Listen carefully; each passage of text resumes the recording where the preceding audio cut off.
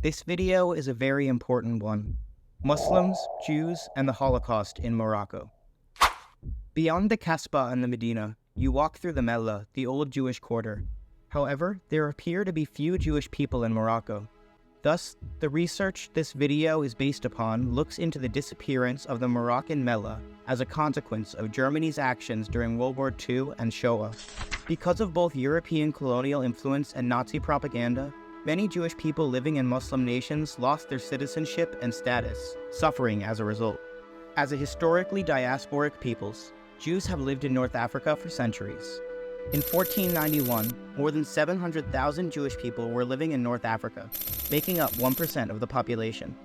Because of the Spanish and Portuguese attacks against non-Christians in the 15th century, many Jews migrated to Moroccan cities, settling in segregated neighborhoods. Jews were granted citizenship in 1870, but their status changed during the Second World War, where neither they nor Muslims had citizenship. Before World War II, Moroccan Muslims and Jews were on the same side of the colonial struggle. In August 1933, Muhammad al-Fulti responded to Zionist writings to show his support for Jewish communities in Morocco.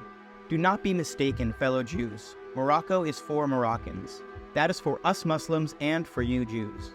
It is our duty to collaborate together to defend our homeland.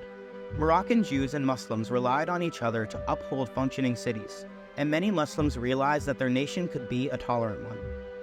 However, Nazi propaganda soiled neighborly relations between Moroccan Muslims and Moroccan Jews. The Nazis wanted to extend their final solution to the Jewish question to the Jews in the Maghreb. The Nazis aimed to divide and pit Muslims against Jews. Nazi officials had reassured Arab diplomats that the Nazi ideology and policy were directed against the Jews, not non-Jewish Semites.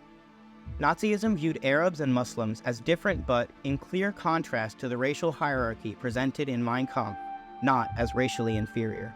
In addition to Germany's intergovernmental diplomacy, the Nazis spread anti-Jewish propaganda into Muslim nations from Athens. In Arabic, Nazi radio hosts proclaimed that the Jews in the United States controlled 95% of the media, banks, and industry. This strategy of pitting Muslims against Jews was successful, as Muslim city leaders imposed a 100,000 franc levy on inhabitants of the Jewish quarters, issued an edict banning Jews from hiring Muslims, and jointly decreed that any European who wanted to settle in the town had the right to choose a home occupied by Jews. Nazi ideology spread and created divisions between Muslims and Jews in Morocco, leading to increased persecution of Jews in Arab lands.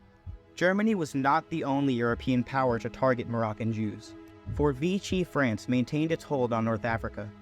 The Vichy government maintained their Statut de Juifs in 1940 and 1941, attempting to remove Jews from public life.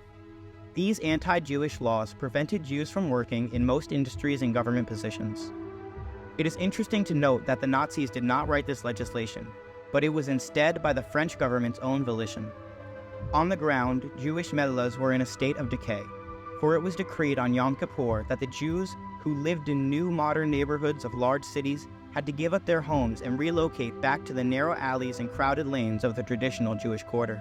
The Moroccan Mellah became crowded, and disease spread. 20% of Casablanca's 50,000 Jews had to find new homes. The Vichy government not only prevented Jewish people from participating in public life, but they also disturbed their private ones. The year 1942 was a turning point because the Vichy government intensified their crackdown on Moroccan Jews. In the first month of the year, the Nazis unveiled its country-for-country plan for their final solution, including Jews in French Morocco, Algeria, and Tunisia. Their plan in action, as demonstrated by this table, had concrete effects on the material conditions of Jews in Morocco. In 1943, the rations for essential foodstuffs for Jews was less than both Muslims and Europeans, proving the European colonial plan to elevate Moroccan Muslims and separate them from Jews. Still, we see that Europeans denied Muslims of rations of meat and kerosene to supply themselves.